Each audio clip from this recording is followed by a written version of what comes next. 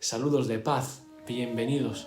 Para ser docente y formar a las generaciones es necesario tener formación y titularse para ello. Para ser médico y salvar vidas, también.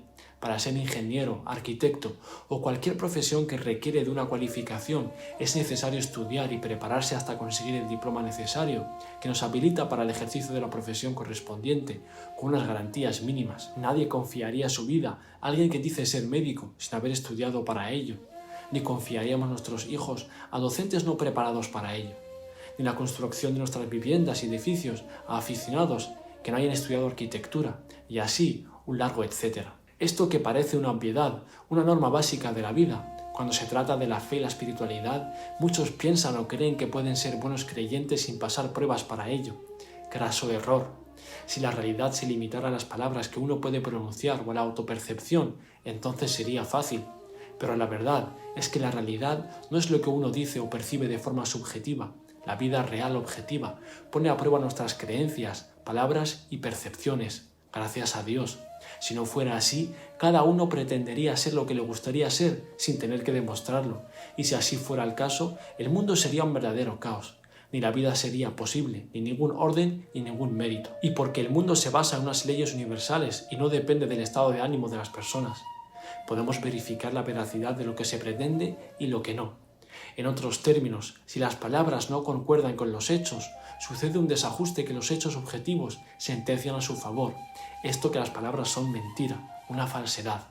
Si no fuera así, no podría distinguir al veraz del hipócrita, al honesto del impostor. En la fe sucede lo mismo. Es fácil declararse creyente con las palabras, pero la veracidad de los enunciados se demuestra en los momentos de facilidad y de dificultad.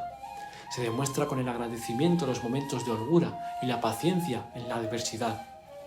Para algunos, especialmente los ateos, el concepto de prueba les molesta, porque en su intento de negarse a creer en el bien, se imbuyen en creer en el absurdo de la existencia, en abordar la vida desde el pesimismo y la negatividad. Uno de sus argumentos estrella es, si existe un Dios, ¿por qué hay tanto sufrimiento?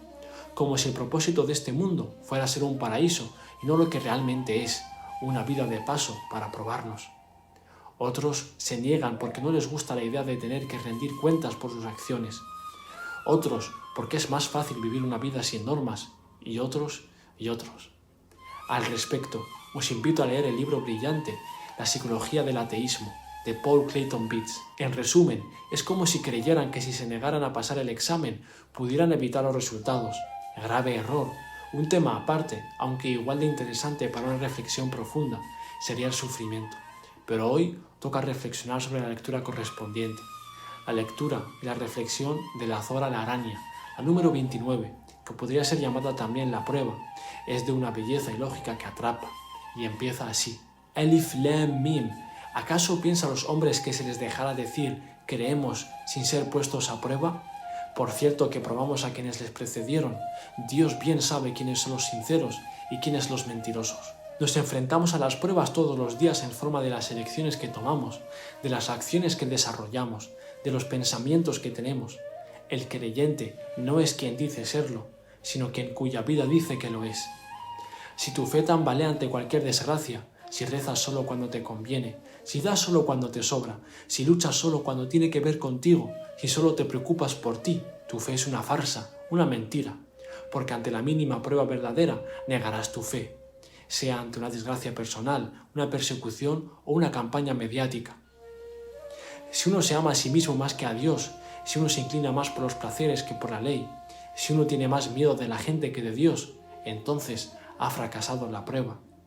Mientras que quien se mantiene perseverante en la senda de Dios, quien ama a Dios y a su mensajero más que a nadie, quien es valiente y no teme a nadie excepto a Dios, quien se preocupa por los demás, quien es consciente de su misión y se esfuerza por cumplir, quien se encomienda a Dios en todos sus asuntos, ese es un verdadero creyente. La ley de la prueba es universal. Las pruebas son de diferentes niveles, dependiendo de los niveles de fe, de modo que cuanto más elevada es la fe, mayores y más duras son las pruebas.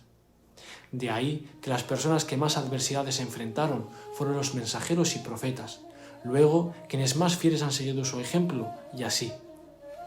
Así es como Dios deja constancia de quienes tienen más mérito y quienes tienen menos. No es un camino fácil, como dice la tradición profética. El camino al infierno está lleno de placeres y facilidades, mientras que el camino al éxito eterno, a la felicidad duradera, al paraíso, está sembrado de espinos, es decir, de adversidades que los creyentes se enfrentan y superan y con ello consiguen el favor divino. Las pruebas son para la superación, son una invitación a los creyentes a elevar su espiritualidad, a dejar su huella en este mundo, a hacerse un nombre en el cielo. El beneficiado del esfuerzo es el propio creyente. Dios dice: quien luche contra sus pasiones será en beneficio propio. Ciertamente Allah prescinde de las criaturas. Con el esfuerzo y la superación, los creyentes viven una vida con sentido, una vida plena. Tan importante es el esfuerzo que tras iniciarse el capítulo dejando claro que nadie escapará a las pruebas y tras desarrollar esta ley y dar ejemplos de los pueblos pasados, acaba con reiterando la mención del esfuerzo como vía a seguir, una luz para el camino.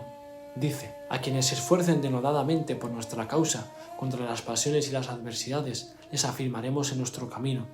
Ciertamente Dios está con los benefactores. Entendemos ahora las palabras del honorable profeta, la paz sea con él, a su amada y venerada esposa Jadilla, la paz sea con ella, cuando le dijo tras recibir la revelación: a partir de hoy no hay lugar para el descanso. Paz.